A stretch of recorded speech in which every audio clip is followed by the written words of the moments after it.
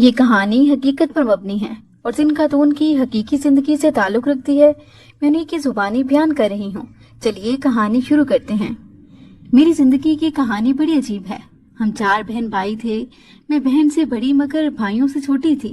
ان دنوں جب میری ایف کا رزلٹ آیا تو میں بے حد خوش تھی اور آگے بھی مزید پڑھنا چاہتی تھی، لیکن میرے والدین آگے مزید تعلیم کے حق میں نہ تھے۔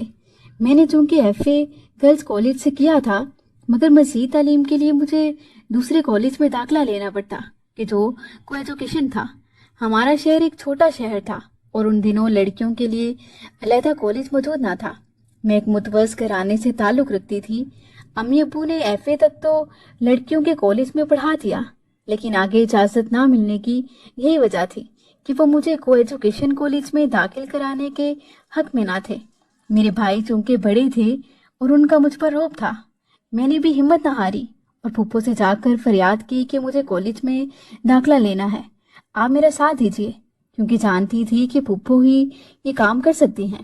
بتاتی چلوں کہ ان پھپھو کے بیٹے سے میری بات بچپن سے طے تھی۔ ان کا بیٹا تیمور کہ جس سے میری بات طے تھی مجھے بے حد پسند بھی کرتا تھا۔ یوں بھی بچپن سے ہی پھپھو نے مجھے اس کے لیے مانگ لیا تھا، سو وہ میری خاطر سینہ سپر ہو گیا۔ جب پھپھو کے ذریعے اس تک بات پہنچی تو اس نے اپنی امی سے کہا کہ کوئی بات نہیں، اگر ہادیہ پڑھنا چاہتی ہے، امی آپ ماموں سے بات کیجیے اور اپنے بھائی کو راضی کیجیے۔ جب مجھے کوئی اعتراض نہیں کہ جس سے اس کی شادی ہونی ہے تو ہادیہ کے بھائیوں کو بھی اجازت دے دینی چاہیے، آخر کو اس کی شادی مجھ سے ہی تو ہونی ہے اور مجھے تو پڑھی لکھی لڑکیاں بہت پسند ہیں۔ خیر اس کی یہ بات کام دکھا گئی۔ پھپھو نے جا کر ابو سے کہا اور میری طرف سے مقدمہ لڑا۔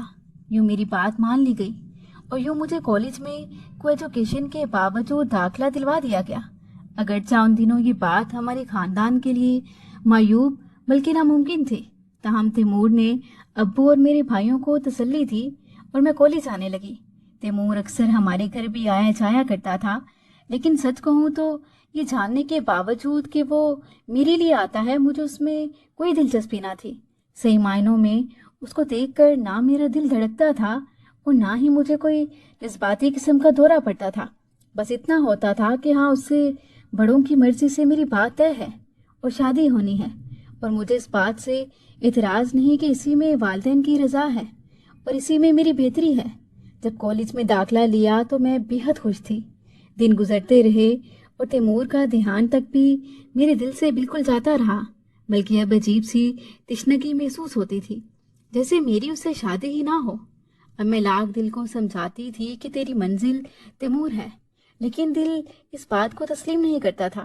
یہ بھی جانتی تھی کہ کالج کی اجازت تو مل گئی تھی، لیکن مجھے یہاں بہت سنبھل کر رہنا تھا، کیونکہ خاندان بھر کی نظریہ مجھ پر تھی۔ ذرا سی لغزش مجھے کھائی میں گرا سکتی تھی۔ خدا خدا کر کے 1 سال خیریت سے گزر گیا اور امتحان کے دن نزدیک آ گئے۔ میں نے کبھی کسی کلاس فیلو لڑکے سے بلا ضرورت بات نہ کی، اور ضرورت کی بات کرنے کی بھی نوبت نہیں آتی تھی کہ میں نوٹس وغیرہ اور دوسری پڑھائی سے متعلق مدد بھی ساتھی طالبات یا سہیلیوں سے ہی لیتی تھی۔ یوں کہنا چاہیے کہ میری کسی لڑکے سے بات نہ ہونے کے برابر تھی۔ ایک روز جب میں اپنی سیٹ پر بیٹھی تھی کہ میری کلاس فیلو حماد نے پاس آ کر مجھ سے انگلش کے نوٹس مانگے۔ اس کے چہرے پر مسکراہٹ تھی۔ مجھے اس کا یوں بے تکلف ہونا اچھا نہ لگا۔ میں چونکہ کسی بھی لڑکے سے راہ و رسم بڑھانا نہیں چاہتی تھی، جو میں نے شائستگی سے اس کو انکار کر دیا اور رابطے کی راہ بند کر دی۔ گھر جا کر مجھے احساس ہوا کہ میں نے خواہ مخواہ تنگ دلی کا مظاہرہ کیا۔ بھلا اس میں برائی کیا تھی؟ اگر میں اسے نوٹس دے دیتی تو کیا تھا؟ اس کے بعد یہ افسوس ایسا میرے دل میں جاگزیں ہوا کہ بس عجیب سا عالم ہوتا گیا۔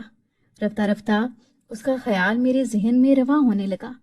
پھر یہ کیفیت ہوگی کہ وہ جدھر سے گزرتا گاہے بگاہے میری نظر اس کے تعاقب میں چلی جاتی۔ جلدی حماد کو بھی اس بات کا احساس ہو گیا کہ میں نظریں چرا کر اسے دیکھنے کی کوشش کرتی ہوں۔ اب اس کا رد عمل یہ ہوا کہ وہ مجھے اپنی جانب دیکھتے پا کر مسکرا دیا کرتا۔ میں نے بہت چاہا کہ اپنے آپ کو حماد سے دور رکھوں، مگر دوریاں سوچنے سے قربتیں بڑھتی گئیں۔ اس کا خیال ہر دم میرے ذہن پر چھایا رہتا۔ پھر ایک دن ایسا آ گیا کہ کالج جانے کا مقصد ہی حماد رہ گیا۔ وقت گزرتا رہا اور میرے دوسرے سال کے بھی امتحان ہو گئے۔ BA کے بعد حماد نے اپنے والد کا کاروبار سنبھال لیا اور میں اس کی ہو جانے کی آرزو لیے گھر بیٹھ گئی۔ اب ڈر یہ تھا کہ کہیں تیمور کی والدہ شادی کے معاملات طے کرنے گھر نہ آ جائیں، کیونکہ میرے دل میں اپنے کزن سے شادی کی نہ آرزو تھی اور نہ ہی لگن۔ دوسری طرف تیمور کو بھی اس کے والد نے اپنے کاروبار میں لگایا تو ہوا تھا، مگر جیسے پھوپھا نے اسے کلی طور پر اس کے سپرد کیا تو وہ اس کو نہ سنبھال سکا۔ غرض وہ بس والد کی وجہ سے مجبور تھا، مگر اسے اس کا کاروبار میں کوئی دلچسپی نہ تھی، جس کا شکوہ اس کے والدین کو بھی تھا۔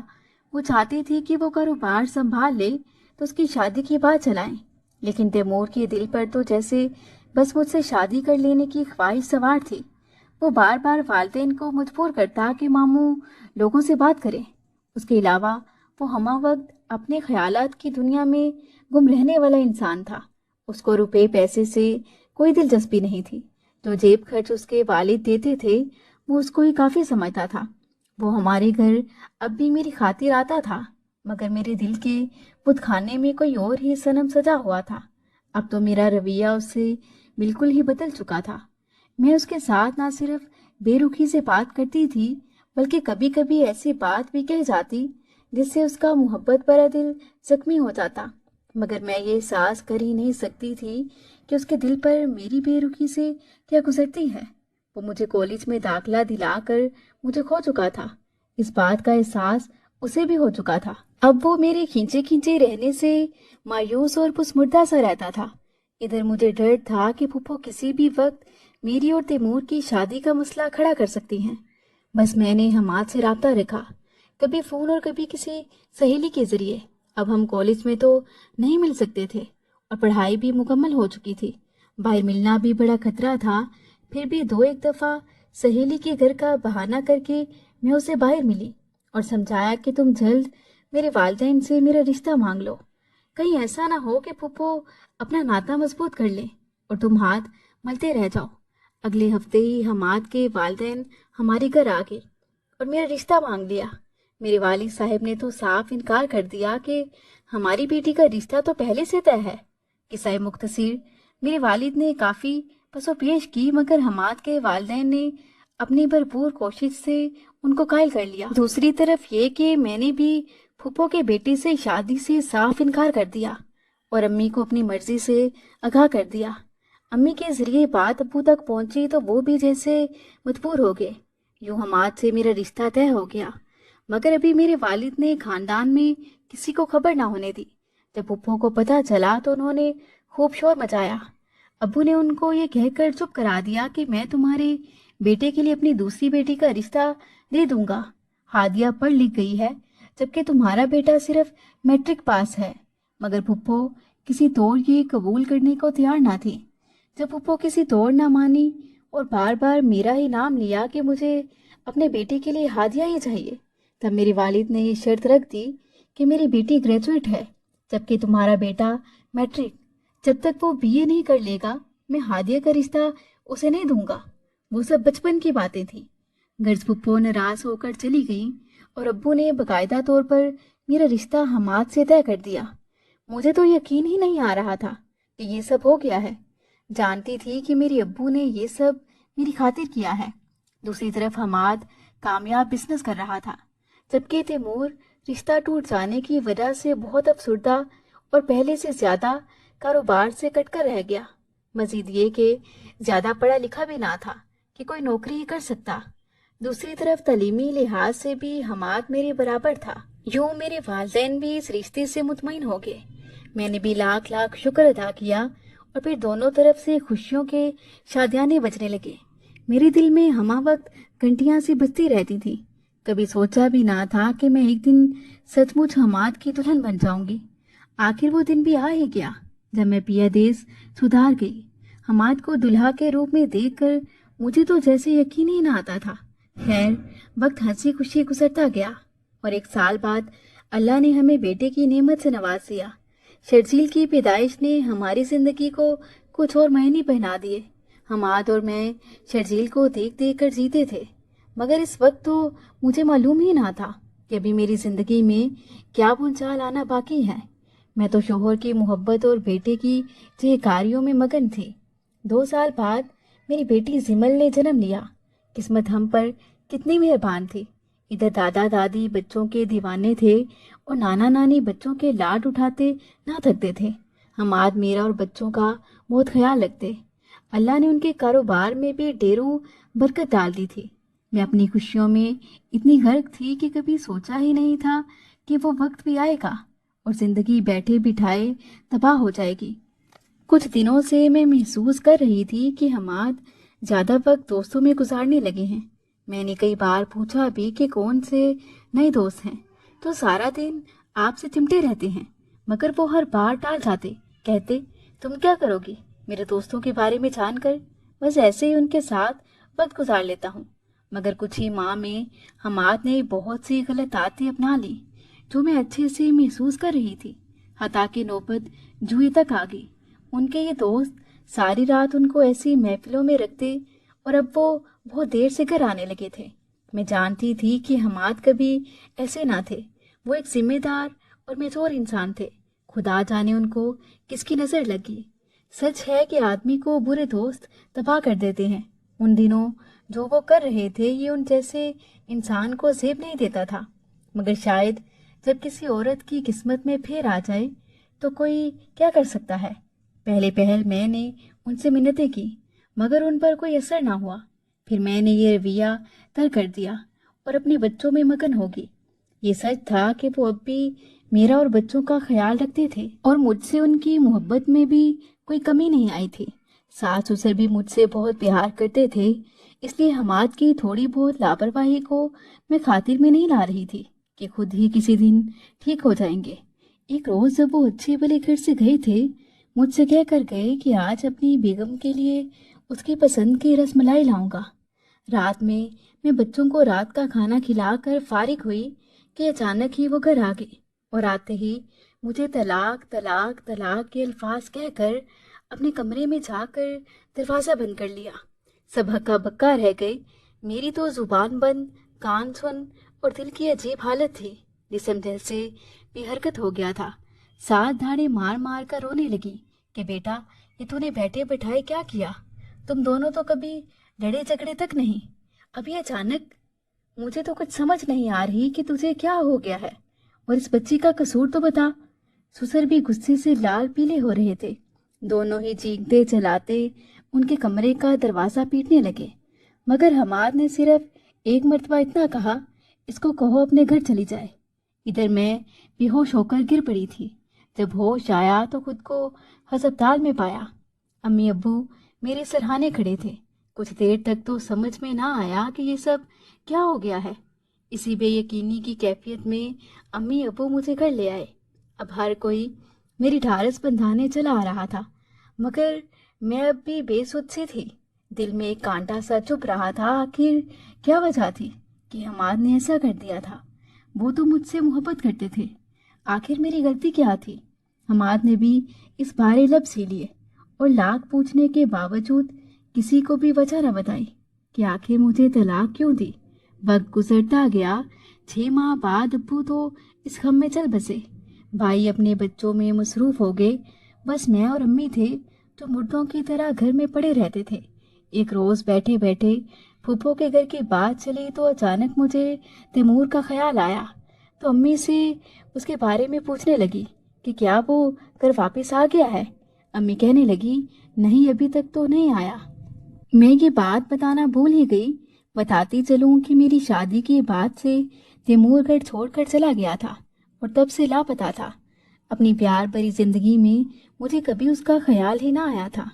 खैर, मेरे ससुर मुझसे बच्चों को मिलाने के लिए आते थे और ज़्यादातर वक्त बच्चे मेरे पास ही गुजारते थे। सास ससुर का मुझसे प्यार बदस्तूर कायम था। सास बहुत रोती थी कि बेटी, मेरा जन्नत जैसा घर दोज़ख बन गया। हमाद तो अब खुद इस गम से निढाल, खुद नादिम है। ये सुनकर मेरा जहन भटकने लगा कि अगर वो नादिम है तो ऐसा किया ही क्यों। ये जानने के लिए मैंने हमाद से मिलने की ठान ली और एक रोज़ ससुराल पहुंच गई।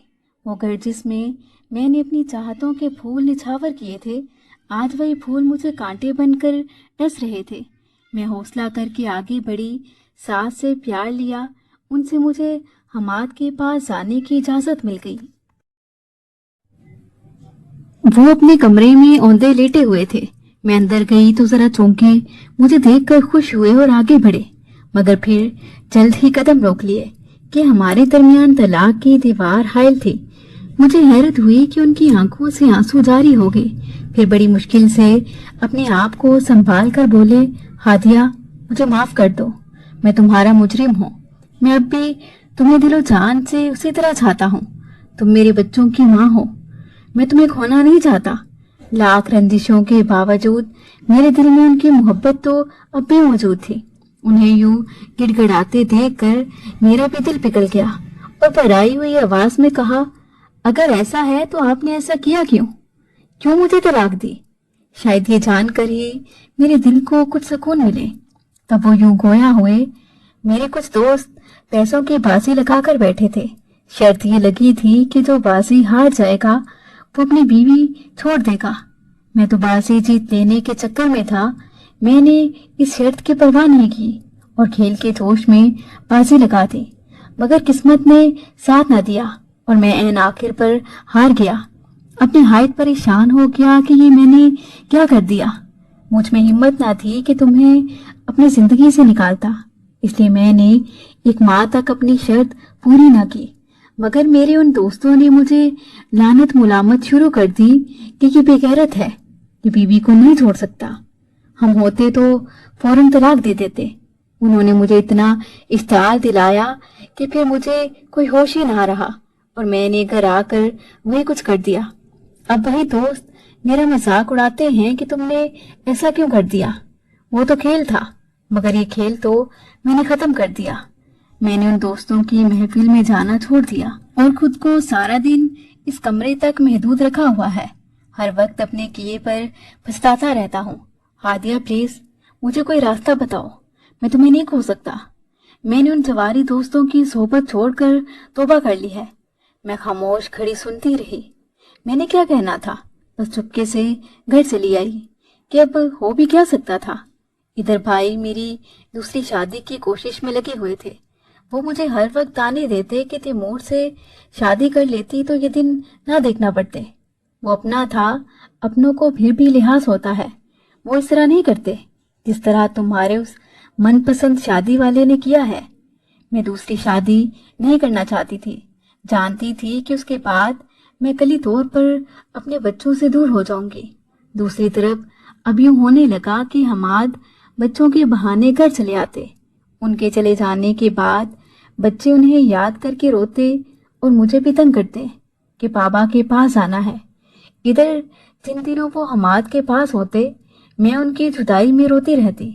मगर ये सब हमाद के गलती का नतीजा था। मुझे तो हमाद से बेपनाह मोहब्बत थी, मगर उनकी एक गलती मेरे लिए कितनी बड़ी आजमाइश बन चुकी थी। इधर मेरे भाई भाभीओं ने मेरी शादी की तारीख रख दी।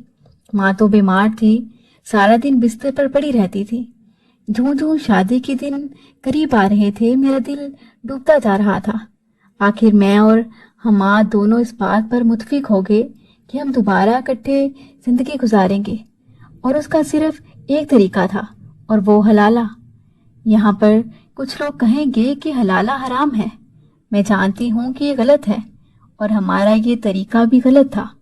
हमाद ने जब मुझसे इस बारे में बात की तो मैंने रोना शुरू कर दिया और कहा, मुझसे ये सब कुछ न होगा।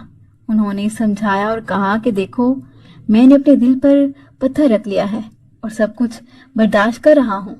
हमारे बच्चों की खातिर तुम्हें भी ये सब करना पड़ेगा, तभी हम दोबारा एक हो सकते हैं। मेरा एक दोस्त है, निहायत काबिल एतमाद आदमी है। उसको हमारा मसला पता है। वो इस चीज के लिए राजी हो गया है।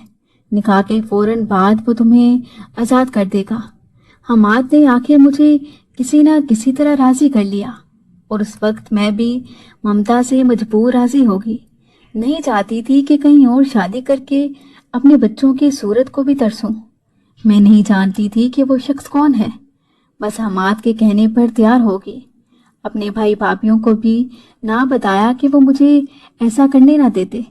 यही सोचा जब दोबारा निकाह हो जाएगा तो वो मुझे कुछ ना कहेंगे। मेरा जहन, रूह, जज्बात सब कुछ हमाद और बच्चों में उलझे हुए थे। बस एक बेजान सा जिस्म था जो निकाह के बाद उस नए शख्स के घर में मौजूद था। चंद सायतों बाद कदमों की चाप सुनाई दी। मैंने नजर उठाकर देखा तो तैमूर सामने था। मेरी नब्ज डूबने लगी, दिलो दिमाग ने साथ छोड़ दिया और धड़ाम से मैं फर्श पर जा गिरी। जब होश आया तो खुद को तैमूर के इंतहाई करीब पाया। मैंने जल्दी से अलग होना चाहा, मगर ऐसा न कर सकी। दिल खून के आंसू रो रहा था कि किस तरह औरत की बेबसी का मजाक बनाया जा रहा है। अब तैमूर के रंग ढंग ही निराले थे। उसका काफी खूबसूरत घर था। मैंने उससे इल्तिजा की कि वो मुझे जल्द ही आजाद कर दे। हैरत ये कि मेरी ये बात सुनकर उसने जोरदार कहका लगाया और कहने लगा, इस रोज के लिए ही तो मैंने इतने पापड़ बेले। जानती हो क्या क्या पापड़ बेले? अच्छा तो सुनो, बहुत पापड़ बेल कर तुम्हारे उस शोहर से दोस्ती गांठी और अब तुम्हें आजाद कर दूं? हरगिज नहीं। अभी तो तुम मुझे मिली हो, अभी से जाना चाहती हो। जानती हो कैसे दोस्ती की? जब मैं घर छोड़कर निकला तो सोच लिया था कि अब खूब दौलत कमाऊंगा। अब सीधे तरीके से ये दौलत कमाना तो मेरे बस में ना था। बस फिर हाथ को उल्टा कर लिया। अब मेरा मकसद था तुम्हारे शोहर को अपने जाल में फंसाना। बस अपने एक जवारी दोस्त के जरिए तुम्हारे शोहर से दोस्ती की। जानती भी हो कब से मैं इस खेल में लगा था। 6 साल हो गए ना तुम्हारी शादी को। बस तब से ही तुमने हमेशा मेरे साथ ज्यादती की, मुझसे रुख फेर कर मुझे बर्बाद कर दिया और खुद अपनी नगरी बसा ली। देखा कैसे लुट गई तुम्हारी हंसती बसती दुनिया। अब पता चला कि किसी को बर्बाद करना किसे कहते हैं। भूल जाओ सब कुछ, अब तुम सिर्फ मेरी हो। जब से तुमने शादी की थी उस दिन से मुझे एक दिन करार नहीं था। खून के आंसू रोता रहा हूं मैं। तुमने मुझसे इसीलिए बेवफाई की थी ना कि हमाद मुझसे ज्यादा दौलतमंद था। तो देख लो अब मैं भी उस जैसा दौलतमंद हूँ। जब मैंने उसकी बातों पर एहतजाज किया, अपने बच्चों का वास्ता दिया, तो वो और बेरहम बन गया। कहने लगा, अच्छे से सुन लो, अगर तुमने हमाद या अपने बच्चों से मिलने की कोशिश की तो मैं तुम दोनों को कत्ल कर दूंगा, क्योंकि अब तुम सिर्फ मेरी बीवी हो। मैं तुम्हें कभी किसी सूरत तलाक नहीं दूंगा, ना तुम इस घर से बाहर एक कदम भी निकाल सकती हो। मैं उसकी संगदिली पर हैरान रह गई। वो वैसे ही संगदिल बन गया था जैसे मैं उस दिन बन गई थी जब मैंने उसको ठुकरा कर हमाद को अपनाया था। मगर मैंने कभी उसे ना तो पसंदीदगी का इजहार किया, ना कोई वादा या राहो रस्म रखी। ये रिश्ता मेरी तरफ से सिर्फ मेरे बड़ों का किया हुआ था। मगर शायद अब तमाम किस्से की कड़ियां मिलने लगी। ये वही शख्स था जिसने हमाद से दोस्ती की और फिर चालबाजी से मुझे तलाक दिलवा दी। फिर हलाला का मशवरा देकर खुद अपनी जात का इत्मीनान भी दिया। काश कोई हमाद को ये बताने वाला होता कि यही मेरा मंगेतर मेरा कजन है और मुझसे इश्क करता रहा है, तो शायद वो उसकी बातों में ना आते, उससे कभी दोस्ती ना करते। मैं हैरान थी कि क्या कोई शख्स चाहत में इस कदर भी जुनूनी हो सकता है कि उसका हंसता बसता घर उजाड़ दे। क्या मोहब्बत करने वाले इतने खुदगर्ज होते हैं? नहीं, हरगिज नहीं। कि मोहब्बत ना थी, ये तो कोई शैतानी खेल था तो ये शख्स खेल रहा था। ये शख्स मुझे मेरे घर से बेहद दूर सिंध के एक छोटे से शहर में ले आया। जिस जगह मुझे रखा गया आसपास इक्का दुक्का घर थे और मैं घर से बाहर न जा सकती थी। अब मेरी जिंदगी किस कदर कर्बनाक और दर्दनाक हो गई थी कोई अंदाजा नहीं कर सकता था। हर लम्हा जहर का घूंट पीना पड़ता था। बच्चों की याद अलग तड़पा रही थी। हमाद की सादगी और बेवकूफ़ी अलग रुला रही थी। किस कदर चालाक और चालबाज बन चुका था तैमूर, जो कभी वो सादा और मासूम हुआ करता था। वो कहता था कि तुम्हारी बेवफाई मुझे यहाँ तक ले आई। ये मोहब्बत ना थी, ये इंतकाम की कोई भयानक सूरत थी। तैमूर का रवैया मेरे साथ एक जाबिर हाकिम जैसा था। मेरा हमाद और बच्चों से भी कोई राब्ता ना था। खुदा जाने उनका क्या हाल था। इस तरह 1 साल बीत गया और मैं तैमूर के बच्चे की मां बन गई। अब मैं एक जिंदा लाश थी जो उसके घर चलती फिरती रहती थी। मौत भी शायद मुझसे रूठ गई थी। बेटे की विदाई से भी तैमूर की आंख ठंडी ना हुई। मुझसे बराबर वही सलूक जारी रखा। असद 1 साल का हो गया तो बुरहान ने जन्म लिया। यूं रोते बिलखते न चाहते हुए भी मैं उसके बच्चों की मां बन गई। उसे निकाह को 5 वर्ष बीत गए। अब ये हालत थी कि उसके जुल्मो सितम और उसके तंज का मुझ पर कोई असर न होता, जैसे मैं पत्थर की हो चुकी थी। हमाद और बच्चों की याद अभी तक कचौके लगाती और कभी उनकी याद महू हो जाती थी। लेकिन तैमूर के बच्चों का ख्याल भी मुझसे ठीक तरीके से ना रखा जाता था, क्योंकि मेरे असाब जवाब दे चुके थे, आंसू तक खुश्क हो चुके थे, मगर अभी कुछ और अजियतें बाकी थी। उन्हीं दिनों तैमूर मुझे अपने पहले वाले घर ले आया। एक रोज न जाने कैसे हमाद बच्चों को लेकर आ गया। वो खुद गाड़ी में बैठा था, बच्चे उसने अंदर भेज दिए। मैं उनको देखते ही दीवानी हो गई और उनसे लिपट कर रोने लगी। तभी ऊपर से तैमूर आ गया। उसने जो ये मंजर देखा तो आपे से बाहर हो गया। वो मुझे कत्ल तो ना कर सका, लेकिन मुझे उसी वक्त तलाक दे दी और गाड़ी में बिठाकर मेरे वालिदैन के घर छोड़ आया। उसने कहा, वो तलाक करती हो तो अब तलाक ही सही, लेकिन मेरे बच्चे मेरे पास रहेंगे, उनको मैं कभी तुम्हारे हवाले ना करूंगा, और तू भूल के भी अब उनका नाम ना लेना। बस यही है तेरी सजा कि तू अब असद और बुरहान से दूर रहेगी। 2 महीने में हस्पताल में रही, मगर मौत ने भी साथ ना दिया। फिर ठीक होकर घर आ गई। अब तो गम नहीं लगता था। कुछ होश संभाला तो पता चला कि हमाद दूसरी शादी कर चुका है। फिर तैमूर ने भी और शादी कर ली। हमाद अपना घर और जायदाद बेचकर अपनी बीवी और मेरे बच्चों समेत बैरूने मुल्क चल बसा। मैं उधर की रही, मैं इधर की, दोनों तरफ अपने जिगर के टुकड़ों को छोड़ आई थी। मुझे कैसे करार आता, कोई जुल्म का अंदाजा करे कि किस तरह ममता के बखरे बखरे कर दिए गए। अब तो अरसा बीत गया, क्या बताऊं कैसे जिंदा हूँ। बस सांस चलता है, आंसू नहीं बहते। दुनिया से किनारा कर लिया है, ज्यादा वक्त यादें इलाही में गुजरता है।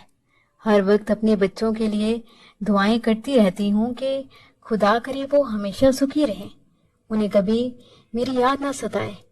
अल्लाह ताला से दुआ है कि वो तमाम बहनों बेटियों के नसीब अच्छे करे।